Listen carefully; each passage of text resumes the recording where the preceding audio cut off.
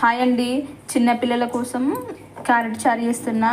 ఈ వర్షాకాలంలో దగ్గు జలుబు ఉంటుంది కదా, అప్పుడు చింతపండు చారు ఇట్లా పెడితే పిల్లలకి ఇంకెక్కువ జలుబు అవుతుంది కాబట్టి క్యారెట్ చారు చేస్తున్నా. ఒక క్యారెట్ తీసుకున్నా.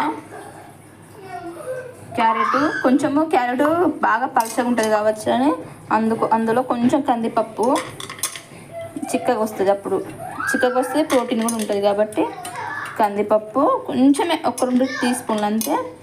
ఇందులోనే జీలకర్ర, ఓమ, ధనియాలు వేస్తున్నా. ఇందులో సరిపడా వాటర్ పోసుకొని కుక్కర్లో విజిల్ వేయించుకోవడమే. సాల్టు, పసుపు, కొంచెం నూనె వేసుకున్నా. ఇప్పుడు దీన్ని మెత్తగా ఉడికేదాకా ఒక 3 విజిల్స్ వేయించుకుందాము. మళ్ళీ కలుద్దాం ఉడికిన తర్వాత. ఇప్పుడైతే మన క్యారెట్ పప్పు ఉడికిపోయింది, మెత్తగా ఉడికిపోయింది కాబట్టి దీన్ని మంచిగా మిక్సీ పట్టుకోవాలి.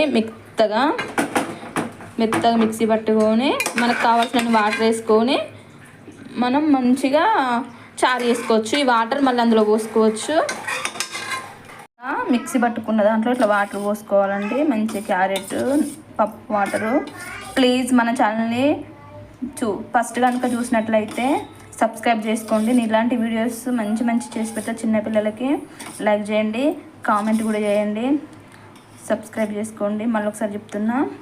అయితే ఆయిల్ కొంచెం వేడెక్కినాక ఇందులో ఏం లేదండి, మనం కారం ఇట్లా ఏమి వేసుకొని అవసరం లేదు, ఎందుకంటే ఓమ వేసినాం కాబట్టి.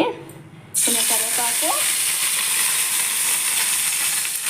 ఒక మిర్చి, మళ్ళీ చుంచేయద్దు. మిర్చి చుంచేస్తే అందులో గింజలు చారులా కలిసి పిల్లలు తిన్నప్పుడు మొత్తం కారం అవుతుంది, అట్లా వేసుకోవాలి అంటే. ఇప్పుడు ఇందులో చారు వేసుకొని మంచిగా మరగనిచ్చుకుంటే మన క్యారెట్ చారు రెడీ అయిపోయినట్టే. పింక్ కోసం